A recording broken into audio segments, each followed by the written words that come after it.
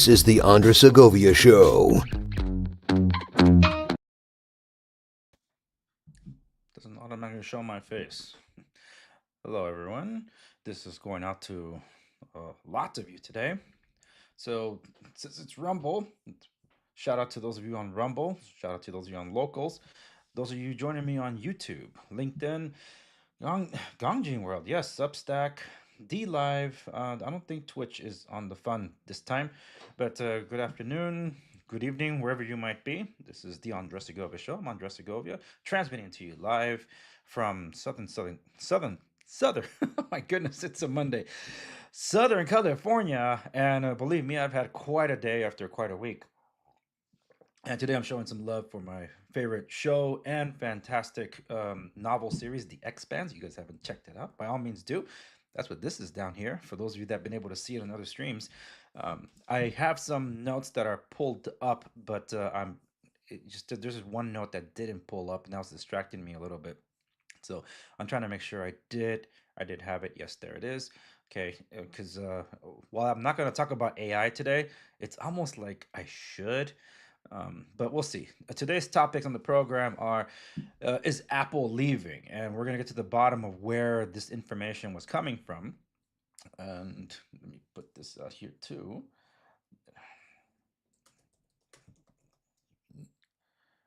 Okay. All right, because there's a lot of clickbait going around.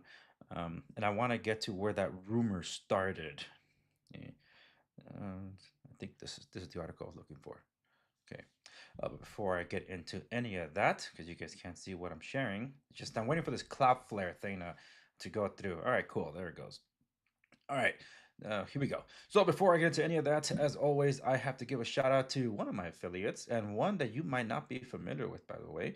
Oops, I hit the wrong banner there. So let's see. Where are you? Where are you? Where are you? Actually, it's not even showing up here. Okay, well, I'll still give a shout out. DMO Knives. Some of you might have seen them in previous streams. This is my latest knife from DMO Knives. I have to keep it sheathed and be careful. Hopefully I don't slice something right here on the stream. This thing is incredibly sharp. Incredibly solid piece of stainless steel, American stainless steel, designed and made here in the United States too. So it's a small business and all American. So a fantastic thing. This one's a particular a limited edition knife that they did. It's in combination with I think it's a SEAL Team 6 member or SEAL Team 5, one of those two. And they have a pirate theme to this, if that wasn't obvious. So burn the ships. And my kids, when they saw this, immediately started singing a song by King and Country called "Burn the Ships," because from a movie called Unsung Hero. And might as well go check it out. It's a good one. And for those that are, I guess, in the of the faith and the Christian faith, there's some, I guess, Easter eggs in there for you. But anyway, this is a phenomenal knife. You can go to DMO Knives. They might not have this one anymore. They sell out a bunch of stuff. They really do custom work on knives. But if you are able to find it, then it's available there.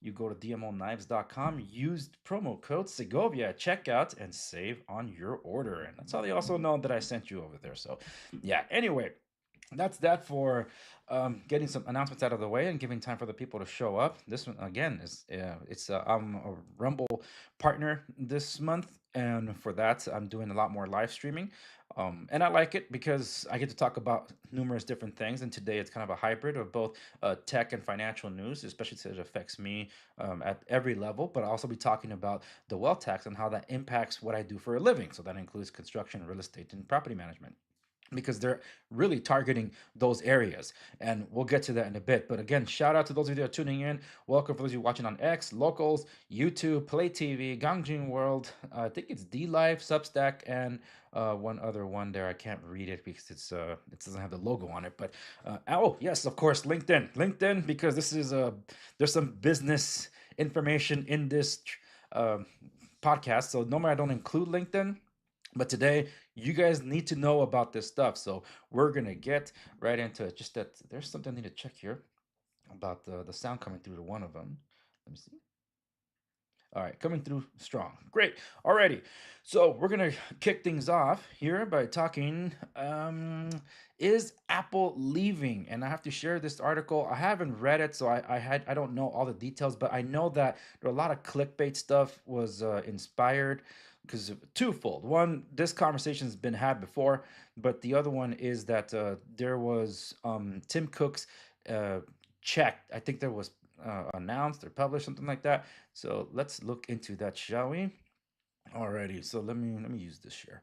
Okay, so this article is from Cyber News. This is Tim Cook's newly revealed payday revives Silicon Valley exit talk. This is from January 11th and updated on the 16th. This week's pay disclosure keeps Apple CEO Tim Cook among the highest paid executives in corporate America. Well, duh, it's like $1 trillion company, reigniting debate over California's proposed billionaire tax and a potential Silicon Valley exodus. That's why I labeled this stream both Is Apple Leaving and explaining this wealth tax proposal, because we're going to clarify a few things on that, because even I was taken by surprise by that. But then I started hearing this talk. There's so much going on in the world, and most of it does not affect you, but those drive the ratings. And it's the discourse on different social media platforms are driven by algorithms. So the stuff that gets the most engagement, rage baiting, engagement farming, and all that stuff are thrown at you. And sometimes you think it's organic. It's often not. And some changes that X has done, I really, really despise it, because it's throwing things in my face that really I don't care about, or to get my attention to, unless I was going to look for it. But it's clogging up my feed and my timeline. That's why some of you know I use X Pro, so I can control more of that algorithm and flush out the stuff that I don't want to see. But this kind of stuff apparently has been brewing for a while, and I didn't hear about it until just recently, around the same time this article was published. So some of the key takeaways from this article, let's see what the bullet points say. Apple CEO earned $74.3 million in 2025, primarily from $57.5 million in stock awards. Proposed one-time 5% tax on fortunes over $1 billion with retroactive residency provisions. What's that mean? We'll get to that. Tech billionaires from Google, Netflix, WhatsApp, and Stripe are relocating to Miami. Larry Page bought $173 million in South Florida property, and Nvidia CEO Jensen Huang is staying in California while others question if the tax will pass. So that's the summary of this article. And for those of you that are interested, I'll almost like to leave a link to this so I don't have to dwell so much on it. So let me explain a little bit about that, because that begs the question: is Apple leaving? And well, I asked Grok about this, like, hey, is Apple leaving? One thing to note when you're going to use one of these chat assistants or AI assistants, and I do see you guys that are appearing. Thank you, and shout out to those of you over on Play TV that are tuning in. Always appreciate you guys tuning in. For those of you participate in the chat, well, I appreciate everybody that wants to chime in. If it's on topic, I prefer it because then that keeps things moving along, especially when it's a one-man show. It's really hard to moderate the chat. But for those of you, thank you so much that would be tuning in. um when you're using one of these AI things, you got to know that these are as smart as the engineers allow them to be. And it's a still learning thing. It's machine learning, and through human interaction things, it starts trying to figure things out. But that doesn't mean, unless it's correction, that it's going to know that it's wrong. It's hilarious whenever I pulled up something on Grok and it tells me no, it's not, that's why it's absolutely happening. It's like, wait, what? It is or it isn't? I'm confused. there's a there's a clip. If I find it, I'll share it. It's one of those Key and Peele skits, so I'll probably play it later because it kind of correlates to all this. But this whole thing about this talk about a billionaire tax, that I didn't know this conversation was happening. I just started seeing some headlines and of these individuals that were planning on moving. So, for those of you tuning in, that when Tim Cook's pay was revealed, that started up a conversation again about possibly Apple moving out, because at least some of these tech millionaires and billionaires have been finding residency elsewhere so they can move out. And I have a list. I curated a list with the assistance of Google Gemini in this case, which did a better job than Grok in that case, to show you, because that I was able to corroborate about which companies have left. But I'm looking specifically, and right now I'm pulling up some of my history here. Um, history. Okay, so while this part is kind of true, let me share this. This from Grok explaining this whole rumor about Apple leaving, because Apple is enormous. They debuted that beautiful campus in Cupertino. So when I asked it, hey, is Apple leaving? Because I've seen a bunch of clickbait stuff being thrown at me, especially in social media, where these things, just spread like wildfire, like gossip. No, Apple's not leaving, says Grok. The company's global corporate headquarters remains at Apple Park in Cupertino, California, and there's no official announcements or credible evidence from Apple itself indicating a full relocation of its headquarters.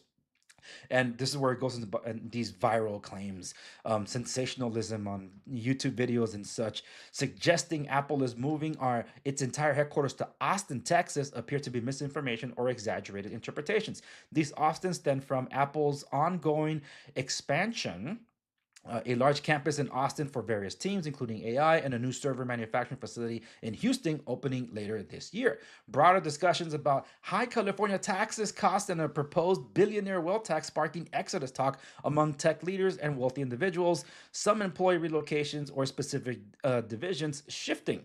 So Apple has continued investing heavily in California, including purchasing additional office space in Cupertino and nearby areas.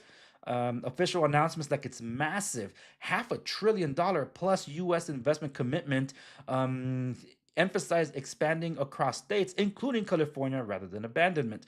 In short, Apple is growing its footprint in multiple locations, including Texas, for certain operations, but Cupertino remains its home base. The leaving California narrative seems driven more by political commentary and clickbait rather than actual company decisions. If anything changes, Apple would announce it officially. I think that's an interesting way to characterize it, I'd say. So I know you guys were seeing that, right? Okay, good. Because I'm like, I didn't show the wrong tab yet because I don't want to get ahead of myself. Oh, by the way, comments I'll be able to see would be from locals, Rumble, YouTube. I can't see you on X. Play TV though, I will, and possibly LinkedIn. Let me get rid of this banner. There's too much text going on the screen here. Um, Actually, I'll put this one for now. Join Rumble Premium today. No, I'll bring it back up in a bit. But I happen to agree with what Grok is saying, and it's taking a very, I guess, a, uh, the approach is to try to quash, uh, like this, because it's going viral, right? So it's directly addressing and saying, no, nothing is official. So while technically Grok is correct, it's not official. That doesn't mean that things aren't being put in place to allow that to be a possibility. Let me give you a list of the companies that have left, and this is before the wealth tax, folks, before the wealth tax. So I asked this of Gemini in this case. So let me move over to Gemini, make sure that you guys see it. I think you guys can see it now. All right, cool. So Gemini is smarter in this case. Okay, and let me pull something up here. Obviously on Grok. I'm going to come back to that in a bit. Okay, Google Gemini. So I asked it to curate a list of major corporations that had California from 2020 to present day. So I picked that because 2020 obviously was the year of the lockdowns, and there's a lot of tech companies that started doing remote work allowance. So some people weren't needing to commute, move, or anything like that anymore. So that affected, at least in the employees, a lot of not needing to stay in those buildings. So if people can work remotely, that means these companies were free to kind of move somewhere else, and some of them did. So I decided to choose 2020. I think I did a follow up to that. Let me see. Yeah, I did. All right. So let me go through this because this was actually very well put, because this is stuff that not only is recently in the news, this is stuff that I actually know about, especially because I'm here in California. So this is one of them. Based on major announcements and relocations from 2020 through early 2026, this is the list. Chevron announced in August 2024 that it is moving its headquarters from San Ramon to Houston, Texas, after over 140 years in California. And I think in doing so, they're also shutting down the refineries. That's a different topic. I'll be bringing up here a little bit later. Now, why is that important to me? Because there's a lot of right wing accounts that are trying to share. See, Chevron announced in 2025 that they're moving to Houston. No, they announced it back in 2024. So you're off by a year, and they made their move last year. So things have to be gotten right, because that's how they can, whoever is trying to rebuttal you, they'll be correct, because you got it off but wrong by a little bit on your dates. So be more consistent in your reporting. I've seen a lot of these ridiculous like memes that are put out there, or like these charts and graphs that have misinformation on them, and I don't think it's intentional in some cases, but you got to get this right. Chevron had announced it even before that. It's just that they finally left last year. So SpaceX also July 2024 announced that it was relocating from Hawthorne to Starbase, Texas. Hawthorne, that's like by LAX. Okay. And if you don't know that area, um, you probably know Crenshaw. And you don't associate SpaceX with that area. That's I'm like, ooh, why is there so much SpaceX in Los Angeles? That explains it. So X, formerly known as Twitter, announced 2024 that it was also leaving San Francisco headquarters and moving to Bastrop, Austin, Texas. Why would you move from one San Francisco to San Francisco 2.0 in Texas? I don't know, but they chose it. Realtor.com announced in 2025 that it's moving its headquarters from Santa Clara to Austin, Texas. Again, seriously, why are you guys picking all these blue places? Dallas doesn't make it any better. This is how I describe Texas. Um, Austin is San Francisco. It's okay. I want to say San Francisco, but it's more like a San Diego. San Diego is kind of like a hybrid of the Bay Area and Los Angeles. So Austin kind of feels the same way. So it's more San Diego than it is San Francisco, but they are trying to institute a lot of San Francisco policies. Okay, but the look and feel of it is definitely San Diego. But you go to Dallas. Dallas is LA light. They behave as much that way. So Rocho.com is moving to Austin, Texas. Yeah, smart move there. Santa Clara to Austin, Texas. My goodness. John Paul Mitchell Systems, the hair care giant, announced in June 2025 that it's moving its headquarter base to Wilmer, Texas. I'm seeing a theme here that they're moving to Texas. After the financial meltdown in 2007, 2008, a lot of these major financial institutions, they consolidated themselves over to the Dallas region, and then further expanding out. That's why you saw these massive expansion projects, and all the way out to Plano and other stuff. That's what basically turned all those, I guess, grasslands into urban areas, pretty much suburban areas and things like that, because all these cities just had to build somewhere, and Citibank and others started moving out that way, and the exodus hasn't stopped. They were leaving really from California. Playboy announced in August 2025 that it's leaving Los Angeles for Miami, Florida. Well, it's not that much different. 20 now from 2020 to 2023. This is more on the theme about Apple, because this is the tech exodus, and it includes the financial ones too. Tesla moved its headquarters from Palo Alto to Austin, Texas in late 2021. See, this one, this was kind of hilarious actually, because Tesla ended up announcing they were gonna build the lithium ion batteries, and I think some solar stuff in California. But then Governor Jerry Brown announced that they're going to put a this big old tax in anticipation of this, by the way, so they can collect more revenue from this new business stuff. So what did Elon Musk do? Like, screw that. I'm gonna instead screw the building here. I'm gonna go build it in Nevada. That's why the work moved over to Nevada. Jerry Brown was fuming. But what do you think is gonna happen? Every time you propose some kind of stupid tax or things like that to punish those that are making something, or the haves, they have the ability to leave. You know who doesn't? The people that are you consider are the have-nots. So they end up getting stuck with the bill. Don't even get me started on the insurance stuff. Oracle moved its headquarters from Redwood City to Austin, Texas. Dude, seriously, what the hell? In 2020. Uh, this is funny. Note, Oracle subsequently announced plans in 2024 to move its world headquarters again, this time to Nashville, Tennessee. So Nashville, Tennessee is the other landing point for a lot of people. I'm like, you guys are Nashville is like the bluest area, I think, along with Memphis in Tennessee. For those of you in Tennessee, you can correct me, but it sure as hell feels like it, especially with a lot of the violence that's happened there to Christian communities by the Alphabet Mafia. Just throwing it out there, just saying. It's happening more, and these places are moving there, and they're voting for blue policies. Hewlett Packard Enterprise relocated its headquarters from San Jose to Spring, Texas, a Houston area in 2020. Charles Schwab, they moved their headquarters from San Francisco to Westlake, Texas in January 2021. They announced it in 2019. It took 2 years to move.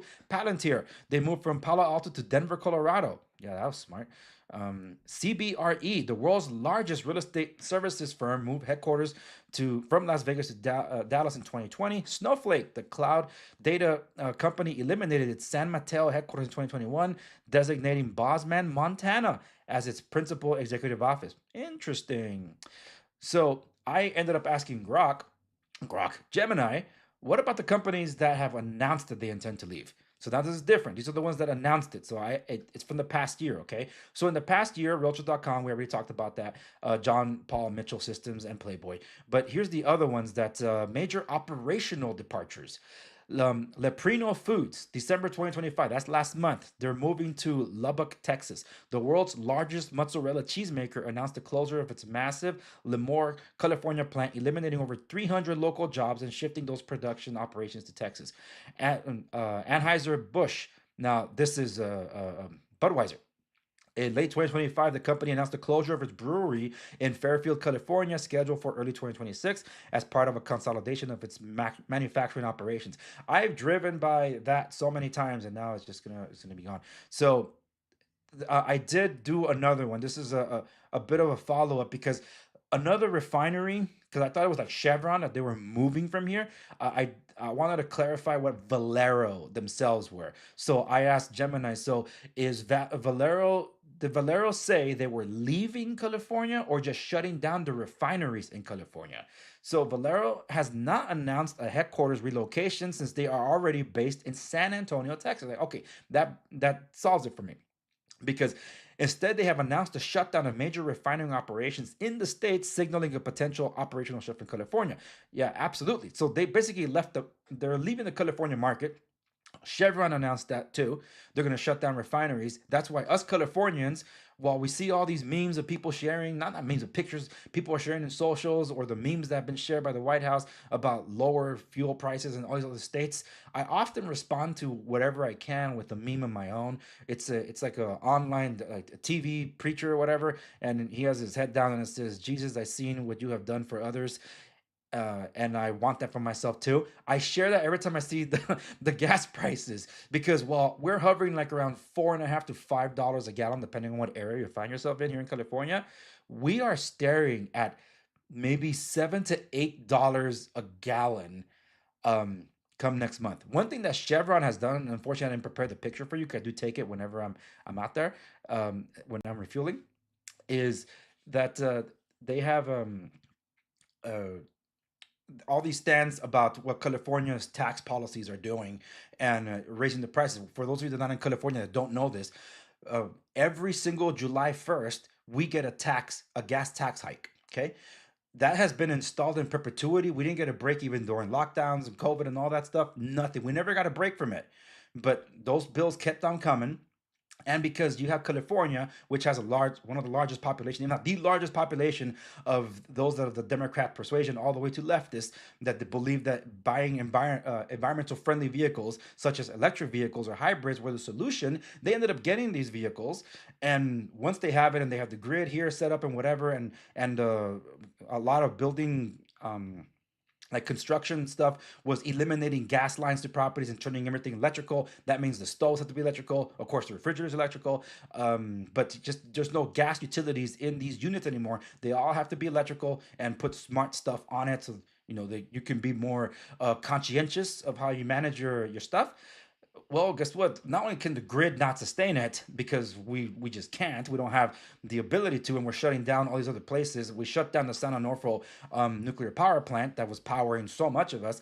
And when you didn't have water that was really pushing through at the Colorado River at the Hoover Dam, that's supposed to power a lot of stuff in the western California or the western United States, like especially in Nevada with Las Vegas and all that, we weren't getting it here. So there was a huge solar farm installed. For those of you that have traveled from California to Las Vegas or Las Vegas to California, you would see this massive solar farm right next to on the border, along with the Whiskey Pete's and the Buffalo Bills. Those two buildings are depreciated now; they're defunct. But anyway, so is that giant solar farm. It's done for. Such a massive project of solar panels that didn't amount to nothing because we never got the energy that was promised out of those things. Well, here's what happens when you have a bunch of people that bought into the belief that buying an electric vehicle was better for the environment, which it isn't, by the way, when you see how lithium is obtained.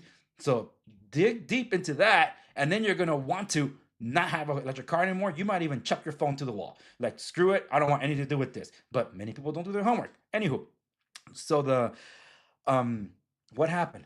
California, the tax the gas tax wasn't as appealing because they were losing revenue. That's why they keep it in perpetuity, keep raising it every single year in the hopes of recovering cost. When you have a bunch of behavioral changes where people are adopting mass transit because now it's dense population living the same way the state wanted it. That's why they don't allow single family homes anymore, and they're allowing these houses to be turned into 8-unit properties in some cases with no requirements for parking, and having them be put very close to mass transit, such as trains or buses or Uber, Lyft, and all that rideshare stuff. So they want that less. So with less income coming through the gas tax, what are they proposing now? A tax by mile. So that doesn't apply to just gas anymore. It applies to however many miles you drive. And in some cases, they want to tax you for parking too, through parking fees to recover the lost income that they say. It's like this whole thing about stop people from smoking. So how did they do it? They kept adding taxes to that to discourage people from smoking, but because they said that those taxes were to fund some child health care program, whatever, and then they had a budget shortfall on that, they just kept raising taxes on it. So Dave Chappelle has this hilarious joke where he had said, "It's have you seen the prices on cigarettes? Those are crack prices." It's so expensive, and they never cared about people stopping smoking. They were trying to profit off their addiction, and that goes with the sugar tax and like soda tax and all that stuff. But anyway, back to the point. They're punishing people for driving. So a lot of people here that own electric vehicles are now pissed that they're going to be taxed by mile because they were saving on fuel costs. Um, is it due to Donald Trump? It says Prain, you have a very long username there over on YouTube. I'm sorry I didn't see that comment as I was ranting here, but was is this about the fuel prices coming down or others? If you're still watching, you can please clarify the question. I'll be able to answer it. So that's what California is facing. So then I asked, I think I have one more question that I did as a follow up to Gemini. By the way, this is why slow thinking is important. It's not about speed with a lot of these AI assistants, because you want to get to the more accurate answer. It's not going to be a correct answer. You still got to double check it, and that's what I do. But a lot of this stuff so far has been pretty good in the research I was doing on Google Gemini versus Grok that was just trying to get you the answer so quick and then make an opinion out of it. I'm like, that's not what I was asking for. I was asking for detail about this thing. And oftentimes Grok can get it wrong more so than Gemini. But that's why I let Gemini take its time, and Grok is built more for speed. I needed to get it right. So I think there was one more question. Yes, this is gonna because of all these operations that have either been shut down or corporations that have left, I asked how many jobs have been lost to companies closing or leaving the California market in the past 5 years. 2020, I'm not counting. That's one of those outliers that really doesn't happen in history. So it says it's really difficult to calculate the number because there's relocations or established deaths, like businesses closing entirely. Here's a breakdown of jobs lost in California over the past 5 years. Job lost to leaving. It's an estimated loss of 100,000 to 125,000. These estimates come from PPIC and Hoover Institution data. This other one, jobs lost to business closures, which is awful. Millions of jobs, though many were replaced by new job openings. Yes, because those are companies that try to survive COVID. I didn't even count 2020 in this. That was even worse. But some of them might have gotten the PPP loan. But in California, before any of these shenanigans happened, California was already known as the most difficult state to do business in. It's the least, along with New York, the least business friendly state. And you're lucky to get 2 years into your new business. And if you get to five, then you're pretty much set in your ways to try to navigate whatever the state's going to throw at you.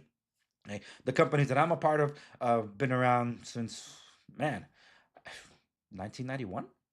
So my father's been doing something right. So jobs lost to business closures, millions of jobs lost, gross.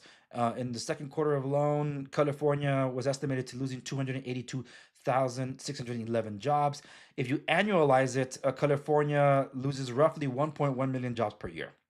So that's a high number of losses. And the closures, jobs lost to business failure, are estimated to be in 5.5 million of the recent losses. So this part I didn't see. The future job losses, when Oracle and Hewlett Packard Enterprises left, they didn't fire the California workforce immediately. However, the new hiring is now focused on Nashville and Houston. So the impact has been a staggering in new high wage private sector job growth compared to Texas and Florida. So these jobs are now, they're going to disappear from here once they get the replacement, and it's going to go elsewhere. So thank you for that, Gemini. Now let me get you a list of um, where's my list of companies that have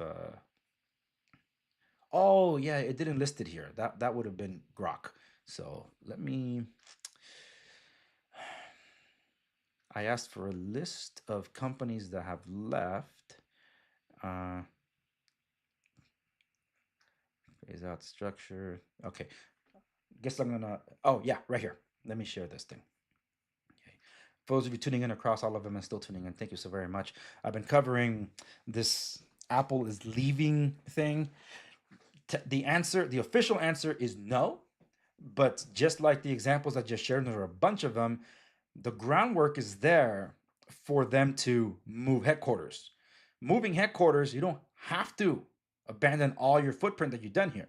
But moving headquarters means now they can't tax you here because this is not what your home base. So with the expansions that they've been doing in Texas, don't be surprised.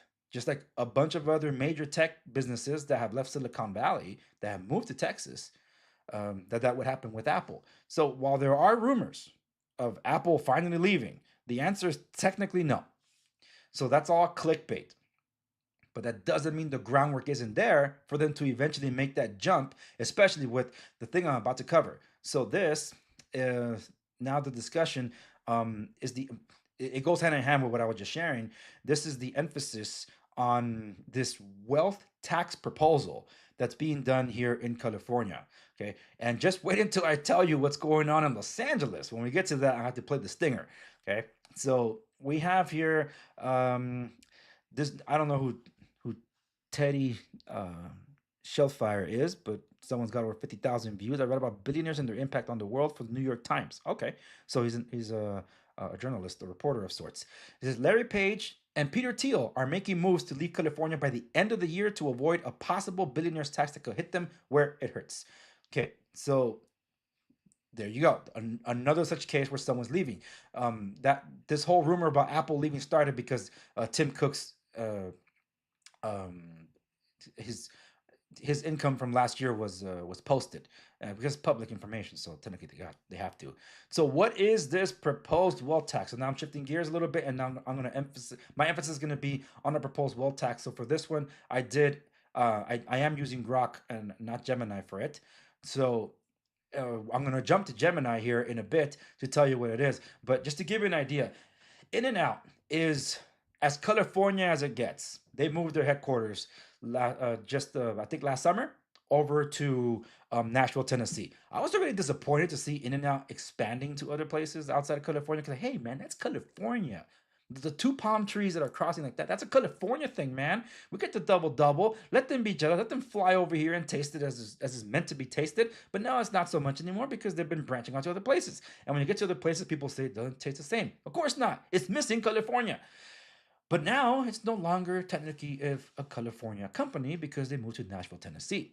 I happen to have lived very close by Carl's Jr.'s headquarters. They moved some years ago.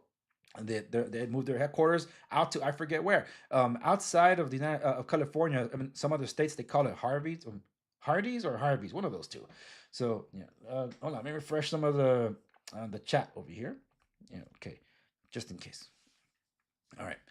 And well, anyway, what is this wealth tax? This as if California just doesn't seem to get it. Okay. Every single year or mid cycle, there's always something. But some people are attributing this to Gavin Newsom running people out of here. This is technically not the governor, and I think he opposes it. I can't believe I'm defending Gavin Newsom. Oh my goodness. I don't want to throw up. So, okay, so the proposed wealth tax in California, as of hold on, what was that? Oh, something happened here. Let me put this back on.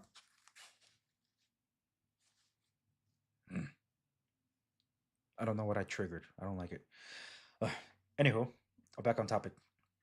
Okay, the proposed wealth tax in California as of January 2026. It's not a bill. It's not from the California legislature. Instead, it's a ballot initiative known as the 2026 Billionaire Tax Act. So that's what they label it, but it never affects them. It never affects them because they can leave. This initiative was filed in late 2025 by proponents, primarily backed by, wait for it, the Service Employees International Union, United Healthcare Workers West, a healthcare workers union. It aims to address potential funding shortfalls in programs like Medi-Cal, California's Medicaid, amid federal budget cuts and changes under recent national policy shifts. So while I'm going to break that down for you on the key details, and that's all really going to go through because this is very new. Now it's become more official. It was filed to, I think they got to get the signatures in order to get this on the ballot. I don't know if that's confirmed just yet because this is still pretty new. Just that it's now more official than it was last year. And the this action, just like some of the actions like Proposition 50 that we were forced to vote on and passed and is right now it's being challenged in court about its constitutionality, and other things that Gavin Newsom is saying we got to do to prevent Donald Trump from running in 2028. First off, it's bumpkiss when you have the Constitution being the Constitution, that's the law of the land. But all of it is just for show to try to force down other policies in disguise. So, Proposition 50, what was it? Well, because Texas was redistricting, therefore, so should California. Because people were accusing Texas of gerrymandering. Gerrymandering is when you redistrict the lines, but you do it to appease one party over another. Let me just say it this way. California has done that numerous times over the past 15 years, and miraculously, it's always been in the Democrats' favor. That's why there's been some elections where some red areas were turned blue. But their issue was with Texas, that is red, and might have fewer blue regions. I was not all in favor of what Texas was doing. I want to be very clear about that because normally when you redistrict, you do so in response to the census, and the census is every 10 years. And that's the issue I have with California because California has definitely been gerrymandering numerous amount of times. And because it happened so many times, we the people voted to have an independent body to be in charge of that redistricting because of how much politics was in play. So all those safeguards were already in place. And because Prop 50 was being billed as save our union, save elections or whatever, what wasn't being told by these politicians that were pushing it in Sacramento was they already had the new lines redistricted as a proposal, but they wouldn't tell anybody who did it, because the ones that didn't do it was the body of independent people that we voted on to be the ones to do it. Even they didn't know. It's like, who designed these lines? So we already knew. The legislator had already done it. They were using this as an excuse to get their wish list, and they did. That's why this is being challenged in the court. So this is very different to what Texas was doing. Okay. Still not a fan of both of them, but I'm just saying both states are within their rights in the case of Texas and California to do this. But what Gavin Newsom rammed down people's throat to vote upon was to change the way it's done, to convince the people to remove the will of the people. The way I can phrase it, if you've seen the movie Inception, the part where they're gonna break into Fisher's mind after they've gone into so many dream states, say he's gonna help us break into his own mind. That's exactly what Gavin Newsom did. Make us believe that we were doing this out of our free will, but he was tricking us into relieving our rights, and that is done often, so many times in this state. So this now is a reaction to something that didn't happen, that Trump wasn't saying they were going to do. But it's always that fear, because they want to fear monger, because this is the voting bloc that votes the most in elections, the more senior citizens and the ones that are covered under Medicaid. Okay. And California, probably because our population has the largest collection of those on Medicaid. We're the biggest state in population of the union. So they're trying to pass this in just in case there's budget cuts and changes under Trump.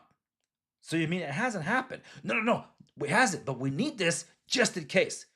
But if it doesn't happen, you're still going to do this? A tax structure. Let's see the key details of this proposal. It would impose a one-time 5% excise tax on the net worth of individuals and certain trusts. What's a trust?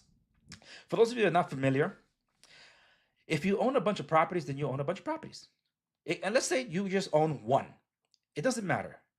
Whatever you own that is yours and the government continuously seeks after to tax you because you have it, eventually you want to pass it on to your next of kin, because you can't take your house with you when you die. And you have a loving relationship with your next of kin. And most oftentimes it's either the spouse or the kids, but depending on who takes after you, you want to pass this on to your children. And it's a gift. Here, I'm giving it to you. Oh, what was that? There's that audio thing. It just switched again. That's weird. Anyway, so if it took this and passed it to a kid, like this is for my son. Well, depending on the value of that, now that the value is transferred, now that belongs to them. But how do you ensure that it does pass on to them and not someone else coming to grab the house, like a creditor or whatever? That's what a trust is. You put it under a trust that includes your will, and you stipulate who's in charge of your trust. You're basically making a corporation, but it's an individual. The trust is usually named your name trust. That's what it is. So for those of you that didn't know, that's what it is. What would you put there? You would put your house. If you have cars, put your cars under there. Your insurance, if you have any, you put your life insurance in there. Well, you should, right? So those things that belong to you, that are of value, that are assets, they go there. And God forbid, the time where you are no longer here on earth, you've already stipulated who's in charge of distributing what. Especially you have a bunch of kids, you want the more responsible one, ideally, to be in charge of, hey, this is what parents wish to do with this. So and so gets this and this and that, whatever. No, that's all stipulated there. It's like, yeah, but isn't that a will? Yes, technically, yeah. It's just that a will won't prevent these properties from going to what is called a probate court. A probate court, and I guess I should describe this. So let me make myself bigger on this, guys. This is what I deal with on a day to day, okay? Because it's all involved with real estate construction, a lot of management and all this. So a probate is, God forbid, your parents pass away and they had property, and ideally it's supposed to go to you. There's supposed to be a will that says as much, but because it wasn't exactly clear, because all they said was, yeah, my belongings go to my kid. It's okay, but what belongings? It's not clear what it is. So now you not only have to be in charge of making a funeral arrangements, here comes the government. We're sorry they passed. Here's the tax bill. The death tax, that's one thing. The other tax is where they're going to collect it from the proceeds of whatever's left. So if they had properties, oftentimes those properties are end up sold to cover this, either the debt that they have for the creditors, it's kind of like a bankruptcy court, or the taxes that they're going to pay to the government because the government says that it's owed to them just because they existed, which is stupid. But that's something you got to face, and it's probate court, and the court says you got to go through the courts, and here's the bill from the court. Those are thousands of dollars. I've seen some of these bills at like $28,000 for a probate court, and you have multiple property. We're talking about different courts, and you need to have counsel assigned to it. Those attorneys aren't free; they're not pro bono, so now you got to pay for that too. Holy smokes, you're trying to grieve, and now you're being stuck with this financial burden just for existing.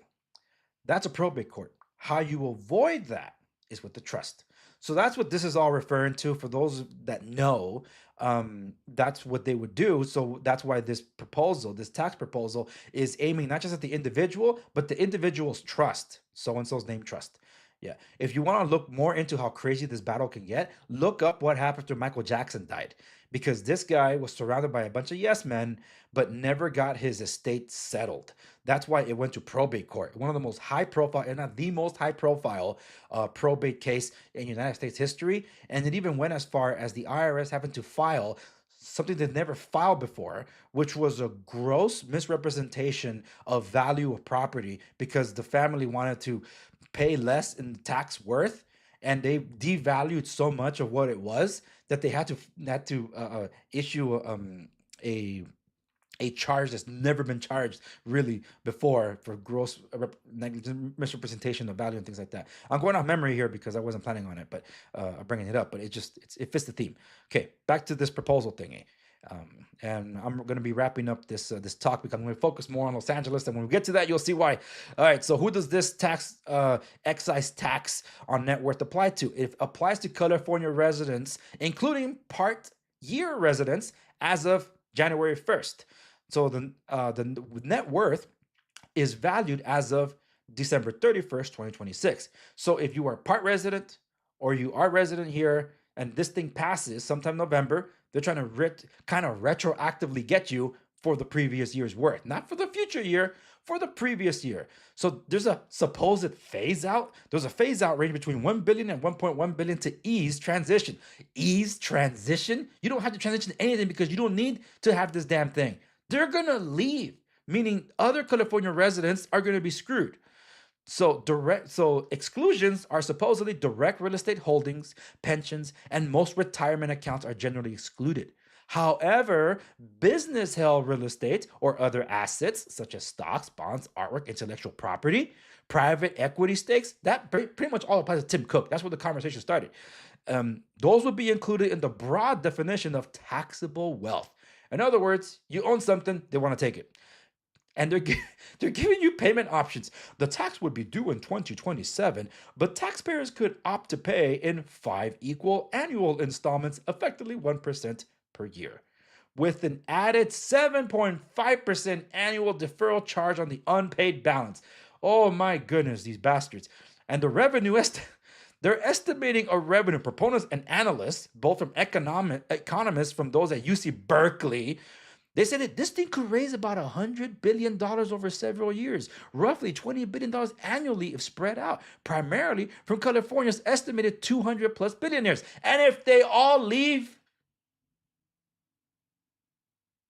you stupid idiots.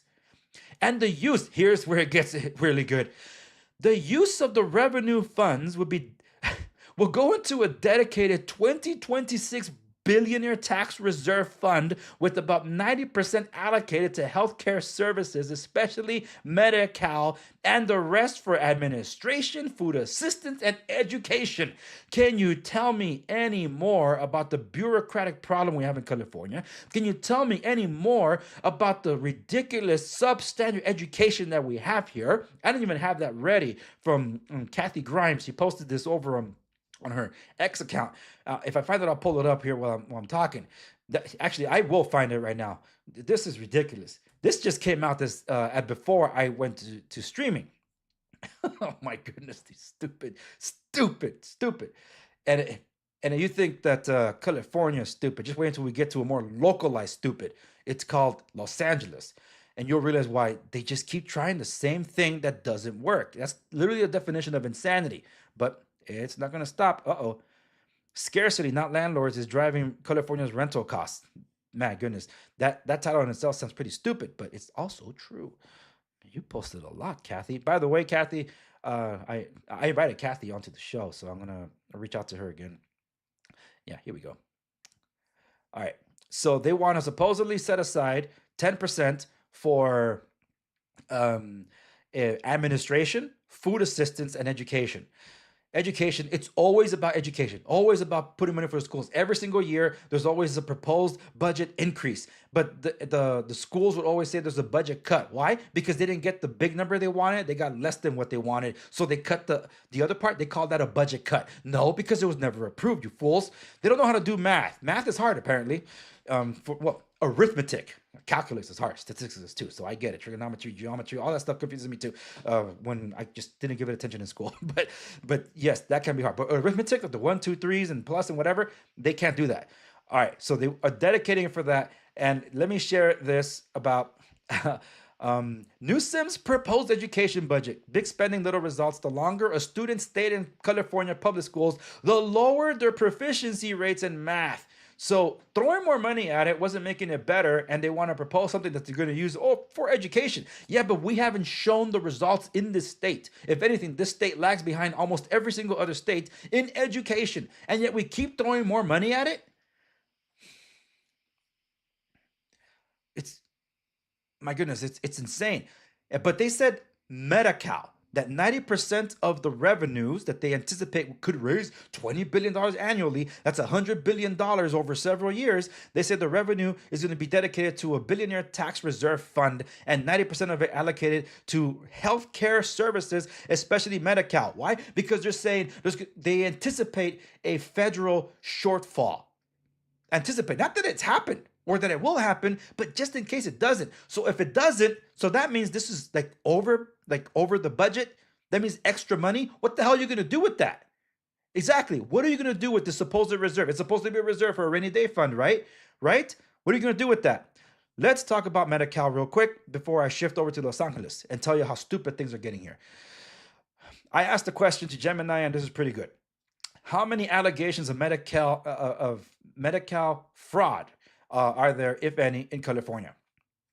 And reports of allegations of fraud. The quick summary. In 2024 alone, California's Medicaid Fraud Control Unit recovered roughly $513 million in settlements and judgment, a massive figure that accounted for over half of all Medicaid fraud recoveries nationwide.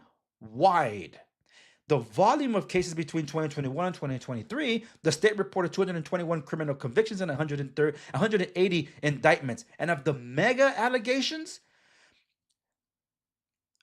$270 million in fraudulent pharmaceutical claims and another involving $60 million in home health fraud. And that's what we're supposed to fund? That's California, man. Oh, this whole Somali thing that's been going on, and for the reason you see the stuff on the news.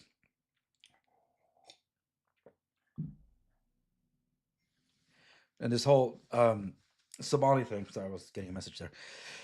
And thank you for those tuning in on Play TV, LinkedIn, Ganjin World. I know locals depreciated some time ago, but for those of you on X, D Live, and of course YouTube and here on Rumble, I appreciate you all. I'm going to be covering now Los Angeles in a bit, but let me just wrap this part up because financially, economically speaking, at the state is just so stupid and insane. They really do think that there's 200 billionaires here and they're counting on them to fund all this stuff. So what if they leave? And what if most of them leave? Even if half of them leave? you're going to get half of that. So what's going to happen? They're going to want another proposal to make up for what they hope to receive, because that's what they always do. That's why every single year there's another proposed budget increase for anything related to schools at the state level and also at the local level, which is insane. And did you know that school unions, particularly the Los Angeles Unified School District, because I know that one the most, they have the power to call upon their own special elections, and they often do flex that muscle. And every time they've done it has been so egregious, and people there were enough people to say no, to say this is extreme. Yes, because that's what communists do. They want to take it from the haves.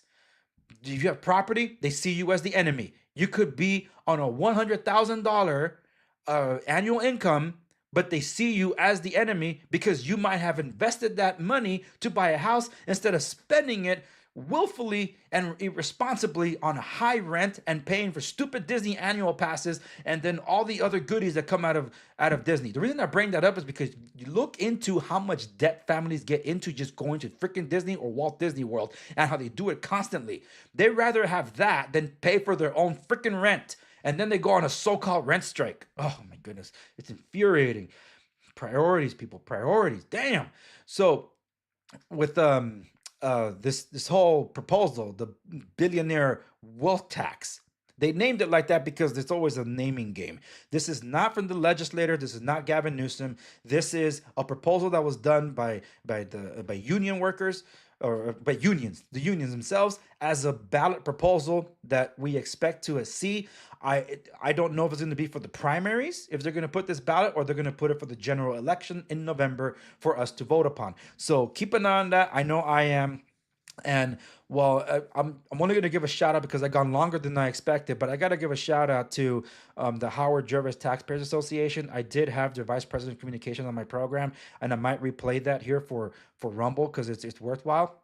Because this topic continuously comes up in speaking about wealth and generational wealth and things like that. So, John Copel did write this article about California's cost of living illustrated. I'm not going to review that anymore because I don't really have the time. But let me show you the a petition they're putting out, and they often put this because it's always under attack, and it's the only thing that's helping property owners right now, especially as we continuously are under attack by the state because they want to take over our property. And oftentimes they use it as under the guise of rent control. So the Local Taxpayers Protection Act to save Proposition 13. So I recommend you guys go check this out. The petitions are being passed around. I just got mine today. I know that Susan Shelley was talking about this on her column, I think about a month or two ago for the LA Daily. I think it's called the LA Daily, and you can print and sign at home and mail it. It's as easy as that. But I will be reaching out to Susan Shelley. She is the vice president of communications, and her number is here. So, well, I do have her contact, and she's been on my show before. But I'm gonna reach out to her again. 'Cause I want you guys to hear from her. She's on the radio sometimes on Saturdays, and also with John Phillips. So for those of you, I think it's 7:90 a.m. in Los Angeles. You guys can tune in. She'll be giving updates there too. Sometimes she hosts, not just co-hosts. But it's really important that we get the information out there for those of us in California that have some ability to be able to do this, because they want to tax us up the wazoo. They already do so. Schools already tax us through property taxes also. That goes to the schools, even though you don't take your kids to school there. I don't, because I put them in private Christian school. So I'm paying taxes for a school I'm not using. That means it's for somebody else. But on top of that, they want to tax us per square footage here to fund other schools that are not in our district, and also for programs that they said that they want. And they'll continuously go after those that are producing to give to those that don't produce, because that's what communism is. So California is communist, and this whole thing about the Somali thing, you think that's bad about fraud? This whole daycare, healthcare fraud? I see what you're doing over there, Tim Waltz in Minnesota, and I raise you a Gavin Newsom with the homelessness industrial complex. And if that's not enough, I also raise you the teachers student union, or the teachers union in California. And all the education budgets, where the hell has all that money gone with nothing to show for it? We have had zero, made a dent, zero in any increases in education for our kids here. They keep dropping, and we keep throwing more money at it. Obviously, it's not working. but they keep trying anyway. And you want to know how bad it really is? How stupid it can get? Well, we're about to find out. And for that, I got to play my stinger about what Los Angeles is doing because, yeah, the state could be doing something stupid, but California says we can do stupider. So here, let me pull up my stinger. Let's talk Los Angeles.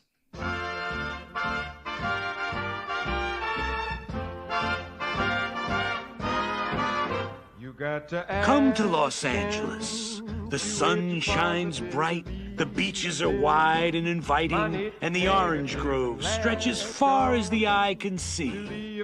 There are jobs aplenty, and land is cheap. Every working man can have his own house, and inside every house, a happy all-American family. You can have all this, and who knows, you could even be discovered. Become a movie star, or at least see one.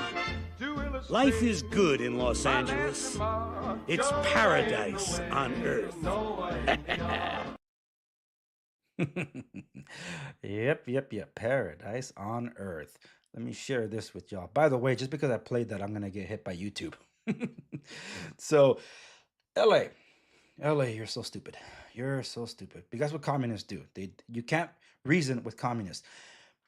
In California, on April 1st, 2024, Gavin Newsom's $20 minimum wage went into effect. Los Angeles, I believe, had raised it to 15. So then the state came along and raised it to 20. So after they raised it to 20, they were raising it at $20 for the fast food industry because they went from $16 an hour to $20 an hour because Big Mac is worth what? So how many jobs were lost in that sector? 16,000 to 19,000 jobs. It's closer to 20. But just immediately after the announcement, after this went in, 2 months later, we had some restaurants just close altogether, and 10,000 jobs were lost. This was the reaction to a $20 minimum wage for fast food at the state level. But I said California. I said Los Angeles. Los Angeles, California's minimum wage is increasing in 2026 as Los Angeles debates $30 an hour. Summary. California's minimum wage is adjusted every year for inflation. Some cities have a higher wage floor and unions are advocating increases for specific industries. Californians will see the minimum wage increase to $16.90 per hour starting January 1st with a boost of 40 cents per hour. And this is supposed to get all the way to $20 an hour. But let's get to Los Angeles. Come on, where's LA?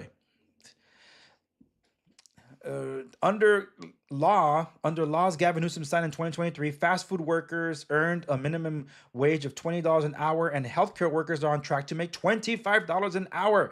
The momentum extended to Los Angeles hotel and airport employees. Labor organizers in May secured a city minimum wage increase to $30 an hour for those workers by 2028 Olympics. Large businesses fought back, arguing that wage hikes only increase challenges for the tourism industry, which is still struggling to find its footing after the pandemic. After failing to gather enough signatures for a ballot measure in a repeal the new minimum wage, businesses later filed a different measure that could gut millions of dollars of revenue from the city's general fund. Following the move, the Los Angeles City Council President Marquise Harris Dawson this month introduced a motion to delay the full wage increases from taking effect until 2030. Labor leaders rebuked the motion, calling it repulsive. They can't threaten to blow a hole in our budget, and then the only way to stop it is on the backs of workers. What kind of raw extortion and shakedown? This kind of raw extortion and shakedown has no place in our city, and so on and so forth. So they've been debating this, and now LA is asking for $30 an hour because fewer workers apparently is the solution. This is why you're getting AI and robotics, folks. I went to a restaurant in Orange County. I don't say where, but in Orange County that I ended up trying out. My wife suggested it. Like we never been there. We went there. We tried it. It's like think of it as Panda Express, but more like well, I don't know. So you you're kind of picking your things, but they still give it to you like separately or individually. And I was really impressed by the quality of the food. And the crazy part was that they had bags and utensils and all that stuff that you these were like tote bags, and that was for you to get. You can get it and you can package up to go. Even your leftovers, you have access to that. They're not handing it to you. It's out there by the fountain drinks. I was pretty impressed. So then my wife was telling me, because she's a cook herself, she told me, hey, in the back, they're actually using robots to cook the food. I'm like, huh. So then we saw it as we were leaving, these automated walk machines that were tossing the food. So these guys just set up the things and they just go, help along the line. But there are no chefs there. So I found that very interesting. So that's all to say, folks, that's why you're going to see more of this. That's why you're going to see more AI take over of jobs, because they need robotics to do some things that need something physical, not just artificial. And you're going to see more of those kiosks where you're more involved to put, into more inputs, and that's going to reduce the amount of tips some of these places get, because why tip? I'm doing the work. So when you see this at play, that's why these people are stupid, because they never got any education past arithmetic, so they don't understand policy. I was gonna do this whole bit about explaining inflation, because the present value dollar not being worth what it's supposed to be, and there's actually a good chart of what a dollar gets you across the United States. It gets you way less in California and Hawaii than it does in other places. The dollar can travel in some places, but there are places that like California, your dollar is worth like 50 cents. You're not gonna get that much. And then some people complain, why is it so much more expensive? Well, if you're trying to tie the minimum wage to inflation, the very policies that increase the inflation, just like our oil refineries that are closing down because of the policies that Gavin Newsom implemented, and is trying to find a way to still keep the refineries here without undoing it. Seriously, dude, undo the thing that's making the thing happen. That's all. Another comment. Let me look at the comments. Those who are tuning on Play TV, thank you very much. I see you over there. And across, this is from Frontline over on YouTube. Thank you. Very insightful video. Really appreciate the clarity and depth you bring to the topic. Well, thank you so much for watching. I've been going on for about an hour. For those of you that missed it, I was covering Apple. Are they really leaving? Because that's a clickbait thing that people are talking about. The long and short of it is a yes and no. But what prompted it was that Tim Cook's last year's income was published. So that began talks about the billionaire wealth tax that's being implemented or being proposed to be voted upon this year by the people. That's not Gavin Newsom. That's not the state legislator. That's a ballot proposal that we're going to be voting upon. But I don't know I don't know yet if the Secretary of State has already assigned the proposition number. I think that's going to be later this year, and when we will vote on it. So that we probably won't know more until we get closer to June. So will it be when we vote upon the primary? That's in June, or we're going to vote on it for the general election. So far, I haven't seen any ads for or against it, because there's nothing to support quite yet. But one thing that is this attack on Proposition 13 that the state definitely is trying to do, which affects everyone's homes, whether you're renting or you own. It's going to affect all of you just the same. So just letting you guys know, go to Save Prop 13. I think it's .org. Let me make sure of that. You could type saveprop13.com and it'll reroute you to HGTA's website. So just letting you guys know, this has been very heavy on California. There's some tech stuff here, but it's really California. But now you're seeing why there's this movement towards AI and robotics, because they're going to take over these jobs. And with the last minimum wage hike for healthcare, healthcare workers got to $25, but for the fast food workers, up to 20, and immediately 10,000 jobs were lost, and overall in the past year and a half, it's been about roughly 18,000 jobs that were lost. And LA is saying we need a $30 minimum wage in response to this. Oh my goodness, when will we have reason? Ugh. That's why Spencer Pratt has announced his run for mayor of Los Angeles to replace Karen Bass. More power to you. He's become the unlikely hero that LA needs, and hopefully people will reason, even though his liberal friends, because he's from that world, he's a liberal himself, are turning against him. Caruso announced that he won't be running for mayor or governor, and honestly, I don't care because he showed his true colors during the fires last year that he's no better than Karen Bass. So just start throwing it out there.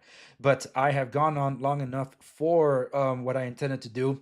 I hope that as Frontline mentioned over on YouTube has been insightful for a lot of you. Um, I like it when I'm able to tap into what I do for a living to be able to inform you about these things. So this isn't just willy-nilly some commentator talking about this. I work in construction. I work in real estate. I work in property management. I'm a small business owner, and I was born and raised into small businesses. I'm also an independent contractor throughout the things that I do. And this is not easy, especially when you have to understand when you have your own business, it's like raising a baby that never grows up because they constantly need your attention. It must be nice to be your own boss. Yeah, it's nice. I don't have any days off. I don't have weekends off. So I don't know how that's supposed to benefit me because I'm working myself to death. And every single year, I'm being punished for it by the United States government, by the state legislator and the governor, and my locality if I'm in a blue area. So I keep getting punished for doing the work to help others. And like, then what the hell is the point? What the hell's the point? Like, dude, non-Americans are treated better than Americans. It's insane. But everything runs off our backs. They say, oh yeah, small business is the backbone of this country. Then stop breaking our backs. Simple as that. Communism has failed every time it's tried. And despite the legislator and Gavin Newsom's efforts to destroy the California economy, which they've done a damn strong job at trying to do so, there's been enough here in terms of production from those that do produce to be able to offset how much more damage it could be. But man, you really got to try to bring this economy down when you have vast natural resources, vast skill sets, and you're making it all go away. Wow. Anyway, I'm going to switch to Rumble exclusive for something that happened over the weekend in Minneapolis, St. Paul mostly. That it did upset me, and I want to share it with you all. That's going to be Rumble exclusive to those of you that have been watching on YouTube, Substack, Play TV, Locals, X, Gangjin World, D Live. I thank you all very much. For those of you that are interested in seeing where this conversation would go, I invite you to join Rumble Premium today. Support free speech. YouTube, while you're my biggest audience, my most active audience, well, I love you for that. Thank you so much. And those of you that beat the algorithms to find me, even better. Or in the very rare case where the algorithm does help my channel, thank you very much. But some of you that have been around here long enough know how difficult it has been for me. Just like California with business, that's how YouTube been with me. They've been punishing me for making content for you guys. And like, what the hell, man? You were my first partner. I did the work to get to 1 million views on my own, and you invited me onto the partnership program only for you guys to stifle my channel. And yet other people that I had on my show to help get exposure for, you boosted them, which I got no hard feelings there. Like, I'm glad that they went on to grow their channels. They only live on YouTube. I don't. I live across a bunch of other video platforms because of that. So just thought I'd throw it out there, but I'm happy for my friends that did. And we're hopefully looking for more collabs in the future. But anyway, that's really it for you guys. Rumble exclusive now, because we're going to talk about Don Lemon and this ridiculous protest that happened in St. Paul,